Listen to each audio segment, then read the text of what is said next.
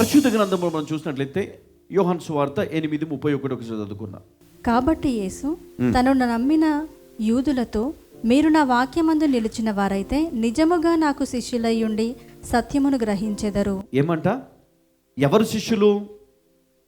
ఎవరు శిష్యులను పిలువబడతారో ఆయన బోధలను విని ఎవరైతే విశ్వసిస్తారో.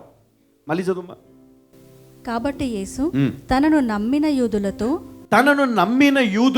మీరు నా వాక్యమందు నిలిచిన వారైతే నిజముగా నాకు శిష్యులయ్యుండి సత్యమును గ్రహించెదరు. మీరు నా యందు నిలిచిన వారైతే నిజముగా నా శిష్యులయ్యుండి సత్యమును గ్రహించెదరు. హల్లెలూయా. మరి ఈమె క్రీస్తు యందు ఆమె విశ్వాసం కలిగి ఉన్నది. ఎవరి యందు చెప్పాలా? ఎవరి యందు? ఎంతమంది మీరు దేవుని పైన విశ్వాసం కలిగి ఉన్నారు? క్రీస్తు పైన నేను విశ్వాసం కలిగి ఉన్నాను. హల్లెలూయా. దేవుని యందు విశ్వాసము భక్తి కలిగిన మీరు నా యందు నిలిచిన వారైతే, ఏమంట? దేవుని యందు విశ్వాసము భక్తి. ఈమెకేముంది? క్రీస్తు యందు విశ్వాసము భక్తి, దేవుని పైన భక్తి, ఆ లోబడే తత్వము. అంటే దేవుని పని నిమిత్తము సమయాన్ని కేటాయించడము, విసుకక. కొంతమంది ఎట్లా ఉంటారంటే దేవుని పని కోసము మనం పిలిచామనుకోండి, నేను కాదు వేరే దైవజనుడు కానీ వేరే సంఘములో మనము ఎక్కడైనా సరే, లేదా నేనే అనుకోండి, కొంతమంది వాళ్ళకి ఏంటంటే సమయము ఉండదు. వాళ్ళ దగ్గర మీటింగ్ ఉందండి అని అనౌన్స్మెంట్ ఇచ్చినప్పుడు ఈ శిష్యురాళ్ళు ఏం చేస్తారంటే వీరికంటే ముందుగా అక్కడికి పరిగెత్తుకొని వెళ్ళిపోయి అక్కడ అన్నీ కూడా సిద్ధపరుస్తారు. అక్కడ ఏమేమి ఉంది, ఇప్పుడు యేసయ్య వస్తాడు అక్కడికి, లేదా పేతురు వస్తాడు, లేకపోతే ఇంకా వారి కోసం ఏం కావాలన్నీ సిద్ధపరిచేసి వారి కోసము మరి ఏం కావాలి, ఆతిథ్యం ఇవ్వాలి, భోజనం కావాలా, లేకపోతే ఉండడానికి వసతి కావాలా, ఏం కావాలా, అక్కడికి వెళ్ళి ముందుగా వెళ్ళి అందరికీ కూడా వీరు ఇన్స్ట్రక్షన్స్ ఇచ్చి అన్నీ కూడా సిద్ధపాటు చేసి మరి ఆయన వచ్చి ఆ వాక్యం చెప్పడానికి గల ఆ చక్కటి వాతావరణాన్ని వారు సిద్ధపరిచేవారు. నిజంగా శిష్యురాళ్ళు ఎందుకు దేవుడు వారిని ప్రేమిస్తాడు అంటే వారు క్రీస్తును వెంబడిస్తారు కాబట్టి, క్రీస్తును బోధించే వారిని వారు వెంబడిస్తారు కాబట్టి, దేవుని వాక్యాన్ని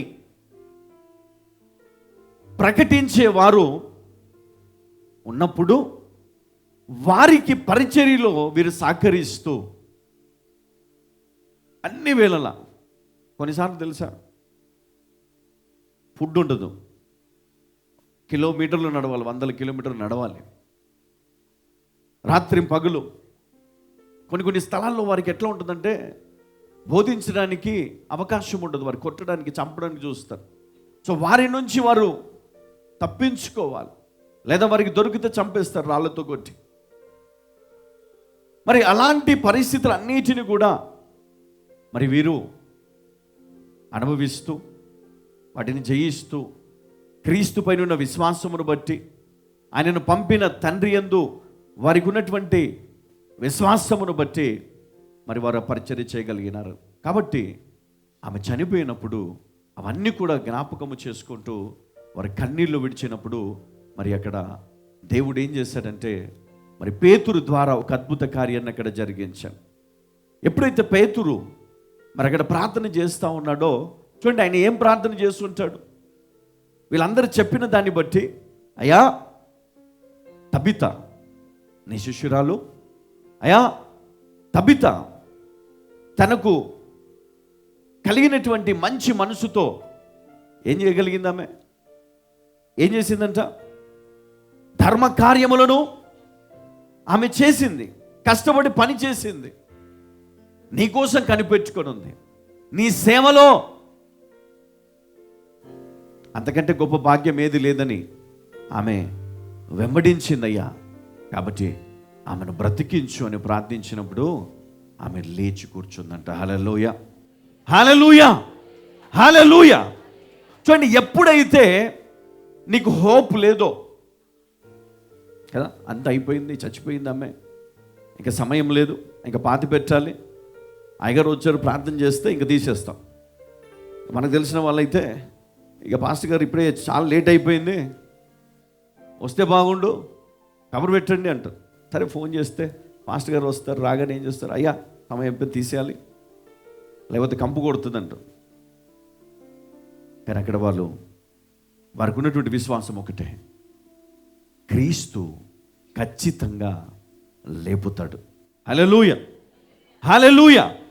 చూడండి, దేవుని యందు విశ్వాసము భక్తి కలిగినది మీరు నా యందు నిలిచిన వారైతే నిజముగా నా శిష్యులై ఉండి సత్యమును గ్రహించెదరు, సత్యము మిమ్మలను స్వతంత్రులుగా చేస్తుంది. హల్లెలూయా.